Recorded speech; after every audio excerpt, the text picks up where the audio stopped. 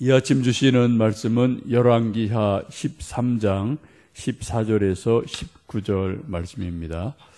구약성경 584면 열왕기하 13장 14절에서 19절 말씀 합독하시겠습니다.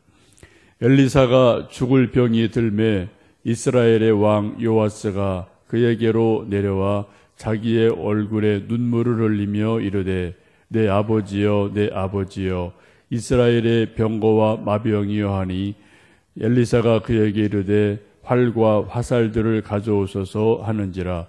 활과 화살들을 그에게 가져오매 또 이스라엘 왕에게 이르되 왕의 손으로 활을 잡으소서 하매 그가 손으로 잡으니 엘리사가 자기 손을 왕의 손 위에 얹고 이르되 동쪽 장을 여소서 하여 곧 열매 엘리사가 이르되 쏘소서 하는지라.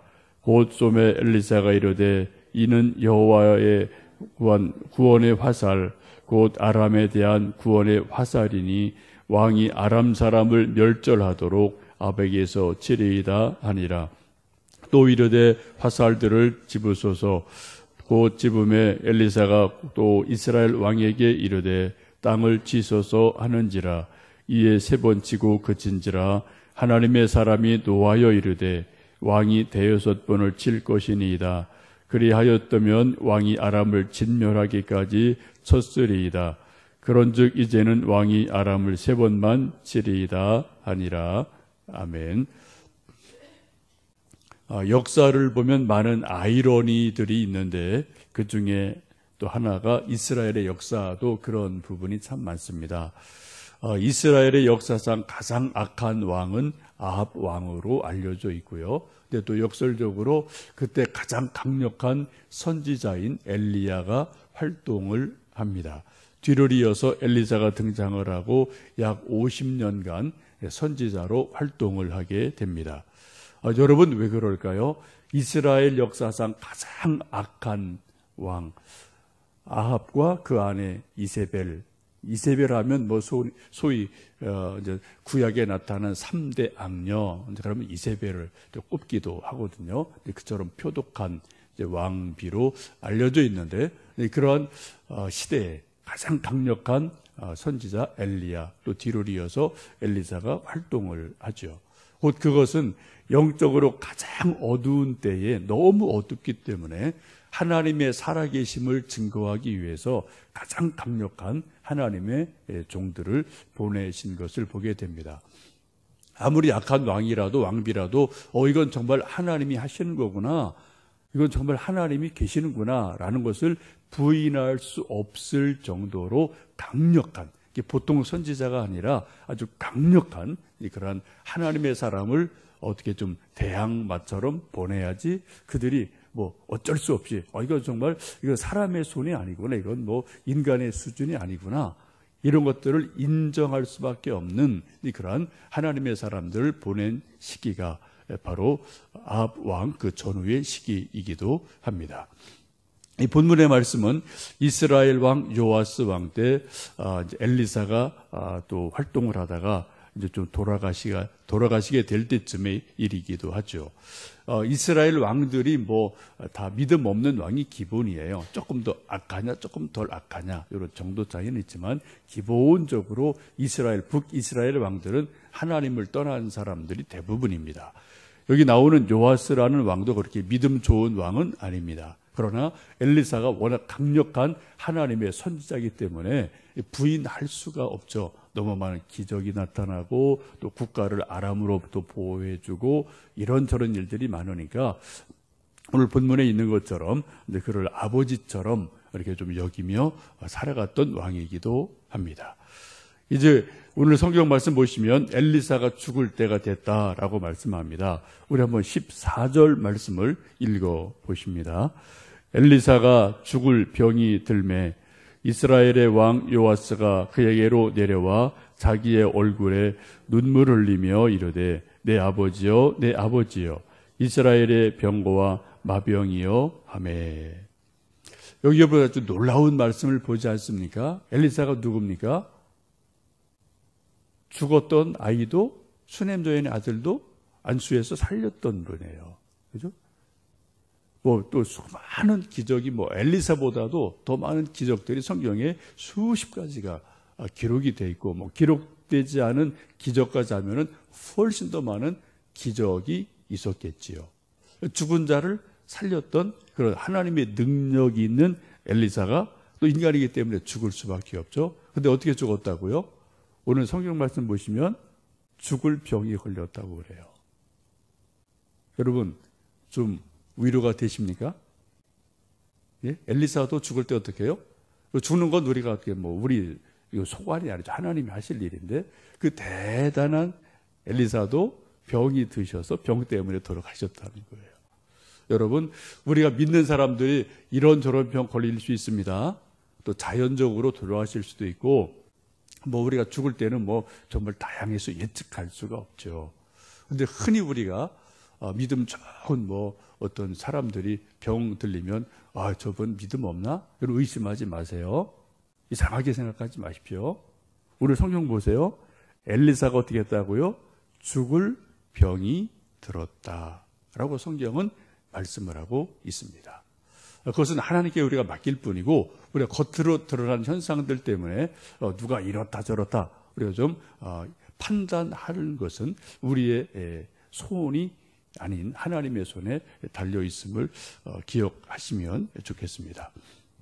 어쨌든 엘리사가 죽을 병이 걸려서 이제 임종이 가까운 어느 날 이런 소식이 이제 왕에게 전달이 되자 요아스 왕이 찾아와서 문안 인사를 드리게 됩니다. 일종의 영적인 멘토고 또 국부와 같은 그러한 분이기 때문에 당연히 찾아와서 인사를 드리죠. 그때 눈물을 흘리며 그렇게 이야기를 합니다. 내 아버지요, 내 아버지요. 이스라엘의 병거와 마병이요. 라고 고백을 해요. 그렇게 부릅니다. 정말 이 요아스 왕이 정말 간절함으로 엘리사를 부르고 돌아가시면 안 됩니다. 더 사셔야 됩니다.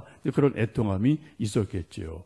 그렇게 아버지로, 자기 영적인 아버지로 그렇게 인정을 하고 두 번이나 부르게 됩니다. 그리고 하는 말이 이스라엘의 병거와 마병입니다. 우리 국력의 근본입니다. 라고 고백을 합니다.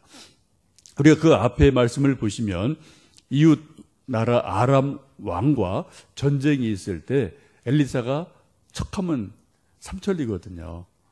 이 아람 군대가 어디로 올 걸 다 미리 알고 왕에게 사람을 보내서 적군이 어디로 올 겁니다. 어디 가서 방어하고 계세요. 그리고 딱 길목을 지키고 있으면은 이게 이렇게 딱 방어를 하고 이렇게 되니까 아주 상당히 이 아람에게는 정말 아주 좀 어려운 존재고 이스라엘에게는 없어서는 안 된 그런 아주 중요한 일들이기도 하죠. 그래서 이렇게 부르는 것을 봅니다. 네, 그러면서 마지막 이제 엘리사가 죽기 전에 이 요아스 왕에게 귀한 이제 말씀을 들려주죠. 15절에서 17절 말씀을 읽어 보십니다. 엘리사가 그에게 이르되 활과 화살들을 가져오소서 하는지라. 활과 화살들을 그에게 가져오매 또 이스라엘 왕에게 이르되 왕의 손으로 활을 잡으소서 하매 그가 손으로 잡으니 엘리사가 자기 손을 왕의 손 위에 얹고 이르되 동쪽 창을 여소서 하여 곧 열매 엘리사가 이르되 쏘소서 하는지라. 곧 쏘매 엘리사가 이르되 이는 여호와를 위한 구원의 화살 곧 아람에 대한 구원의 화살이니 왕이 아람 사람을 멸절하도록 아벡에서 치리이다 하니라. 왕에게 화살과 활을 갖고 오십시오. 그래서 가져왔더니 그것을 잡으라 하고서는 잡은 그 활과 화살을 잡은 손에 엘리사가 손을 얹고 일종의 안수 기도를 하는 것을 보게 됩니다. 그리고 동쪽 문을 여십시오라고 하면서 활을 날리라고 합니다. 성경을 보시면 종종 안수 기도가 참 많이 나옵니다. 엘리사도 그렇고 엘리야도 그렇고 예수님도 그러시고요. 손을 얹어서 안수 기도하실 때가 있고 또 어떤 때는 예수님이 직접 손을 어디 상처 부분에 손을 대기도 하시고 또 베드로의 장모도 열병이 들어서 힘들어할 때 손을 잡아 일으키시기도 하고 또 이제 힘들었던 여러 가지 일들을 예수님께서 손을 직접 대셔서 기도하셨던 일이 있습니다. 또 회장당 야이로의 딸이 죽었을 때 손을 잡고 달리다꿈 소녀야 일어나라 라고 말씀하시면서 또 일으키시는 것도 볼 수가 있습니다. 혹시 여러분도 개인적으로 어디 좀 머리가 아프다든지 또 마음이 아플 때는 가슴에 혹은 손이 아플 때는 자기 손으로 자기 손을 이렇게 좀 얹으시고 기도하는 것 저는 좋다고 봅니다.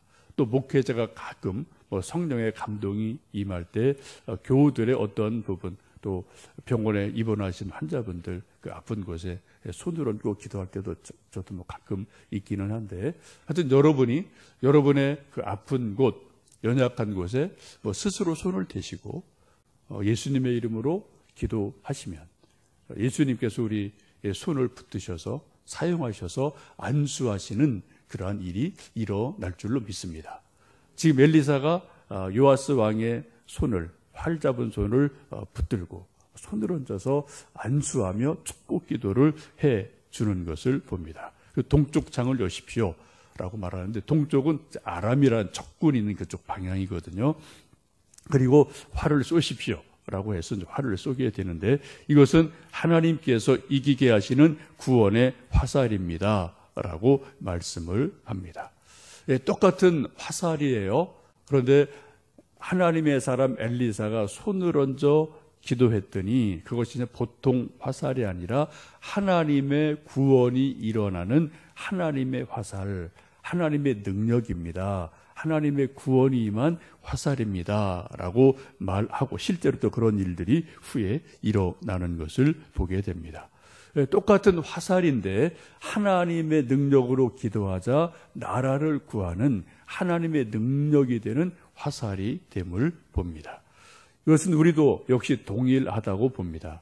우리가 운동 잘하는 사람 운동하고 음악 잘하는 사람 노래 부르고 피아노 잘 치는 사람 피아노 칠 수 있고 또 공부 잘하는 사람은 또 자기 공부하는 것으로 여러 가지 자기 인생을 살아가요.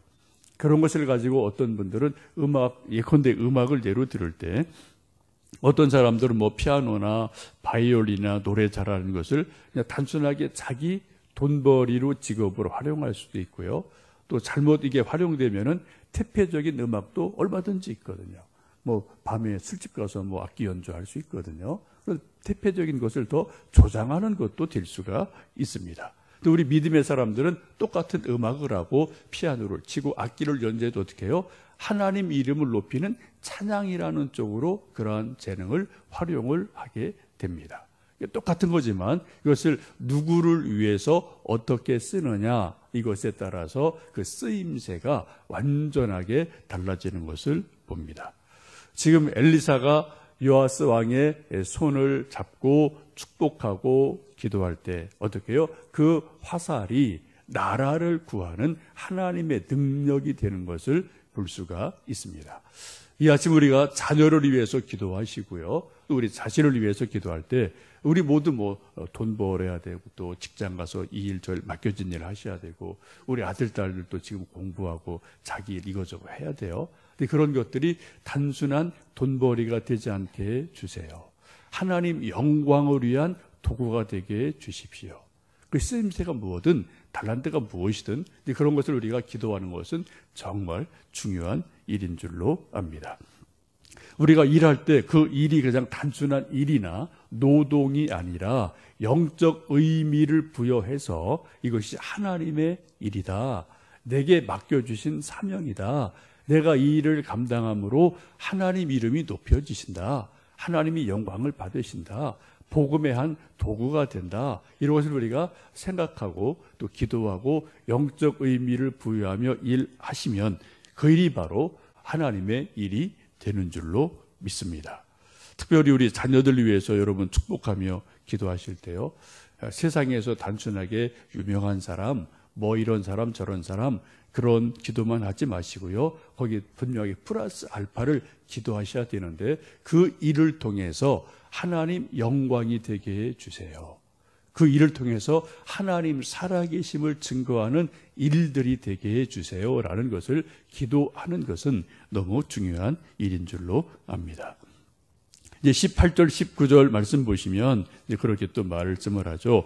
화살들을 손에 잡으십시오. 그리고 땅을 화살들로 땅을 좀 때리라고 얘기를 합니다. 그때 요아스 왕이 3번 화살을 한 묶음 잡아서 3번 이제 땅을 치게 되니까 엘리사가 화를 내죠. 왜 3번만 칩니까? 대여섯 번 더 많이 땅을 쳤으면 얼마나 좋았겠습니까? 라고 이제 말하며 화를 냅니다. 화살로 땅을 친다는 것은 적군 아람을 친다는 의미가 있기 때문에 이왕이면 좀 여러 번 쳐서 그들을 진멸해야 되는데 겨우 뭐 1번, 2번, 3번 쳤으니까 앞으로 3번만 아람을 이길 겁니다. 라고 아쉬운 것을 말씀합니다. 이 땅을 치는 것을 우리가 영적 의미로 본다면 우리에게 입장에 있어서는 기도한다고 보아도 크게 틀리지 않을 것 같습니다. 우리도 기도할 때 어떤 개인의 문제나 뭐 가정의 문제, 자녀 문제, 교회 문제, 또 나라 위해서 우리가 기도할 때 어떤 때는 뭐 1번, 2번 기도하고 그냥 우리가 포기하든지 잃어버릴 때가 종종 있어요. 여러분, 정말 좋은 기도는 1번 혹은 2번 혹은 1년, 2년 기도하고 그치는 것이 아니고요. 기도 응답을 받을 때까지 끊임없이 기도하는 것이 가장 좋은 기도인 줄로 압니다. 사도 바울도 그렇게 말씀하죠. 쉬지 말고 기도해라. 또 예수님도 누가복음 말씀 보시면은 낭망하지 말고 낙심하지 말고 기도할 것에 대해서 말씀하시면서 그 악한 재판장과 또 가난한 과부가 하여튼 자기 소원을 이뤄줄 때까지 계속 가서 그 악한 재판장을 하도 문을 두드렸더니 너무 귀찮게 여겨서 그것을 해결해 주지 않았느냐. 하물며 하나님께서 밤낮 부르짖고 구하는 믿음의 사람들의 기도를 듣지 않겠느냐라고 끊임없이 기도할 것을 예수님도 우리에게 촉구하시는 것을 봅니다. 또 사도 바울 말씀하기를 선을 행하되 낙심하지 말지니, 낙심하지 않고 계속 선을 향하고 기도하면 어떻게 해요? 때가 이름에 거두리라 라고 말씀하고요. 또 시편도 보시면은 눈물 흘리며 씨를 뿌리는 자는 기쁨으로 단을 거두리로다 라고 분명하게 말씀을 하고 있습니다. 여러분도 지금까지 기도 생활을 쭉 하시면서 어떤 특별한 기도 제목은 좀 기도도 그런 것 같아요. 한 달 기도에서 하나님께서 해결해 주실 그런 어떤 문제 사안들이 있고 어떤 것은 뭐 1년, 10년, 어떤 것은 정말 숨이 끊어지는 순간까지 기도해야 될 그런 기도 제목이 우리에게는 나름대로 이렇게 저렇게 있지 않나 싶습니다. 저도 근 20년간 기도하는 기도 제목이 있어요. 제가 영성 공부하면서 제게 주신 어떤 사명이라는 게 분명히 제가 인식한 것이 있어서 계속 지금 근 20년간 기도하고 있고 또 내가 하나님이 뭐 주신 사명으로 제가 믿기에 또 이루실 것으로 믿고 뭐 계속 기도하고 있는데 여러분 기도는 마치 레일을 까는 것 같다고 저는 가끔 생각이 듭니다. 기찻길을 내는 거죠. 여러분 기찻길 만드는 것 단순하지 않아요? 복잡한 과정이 있습니다. 맨 처음에는 땅을 다져야 돼요. 여기다가 자갈 같은 것을 넣어서 단단하게 땅을 다져놓고 거기다 침목을 넣죠. 나무를 놓고요. 나무를 쭉 놓고 그 위에다가 쇠로 든 레일을 또 쭉쭉 깔고 거기다 고정을 시키고 연결하면 그것이 이제 뭐 100m, 1km, 10km 쭉 해서 소위 기찻길 레일이 됩니다. 레일이 완성이 되면 그 위로 열차가 달려가게 돼요. 열차는 레일이 있는 데까지 달려갑니다. 거기까지밖에 못 가요. 더 이상 달릴 수가 없죠. 탈전하죠. 또 동쪽으로 레일이 방향이 있으면 동쪽으로 그 레일을 타고 열차가 달려가고요. 그 레일이 서쪽으로 돼 있으면 서쪽으로 열차가 달려갑니다. 저는 그렇게 믿어요. 우리 인생이 뭐냐? 기도가 뭐냐? 기찻길을 까는 거예요. 여러분 매일매일 새벽마다 오셔서 기도하시는 것은 침목 하나를 놓고 또 다지고 또 그 다음날 또 침목 하나 놓고 또 하나 다지고 계속 꾸준히 하시다 보면 여러분 분명히 여러분 체험 다 있지 않으십니까? 뒤돌아보면 정말 하나님이 내가 끊임없이 기도했던 것들을 어느새 이루어 주셨어요. 어느새 이미 이루어졌어요. 우리 그러한 간증이 우리에게 참 많이 있습니다. 이 아침도 여러분 기도하실 때 우리 본문에 있는 말씀처럼 땅 3번 치고 3번 기도하고 3번 하고 뭐 여러분 포기하지 마시고요. 어떻게 해요? 끝까지 끝까지 기도하셔서 하나님이 우리의 기도 들으시고 응답하시는 놀라운 간증, 열매들이 저나 여러분이나 우리 자녀들이나 넘쳐나는 귀한 은혜가 있기를 간절히 축복합니다. 기도하시겠습니다.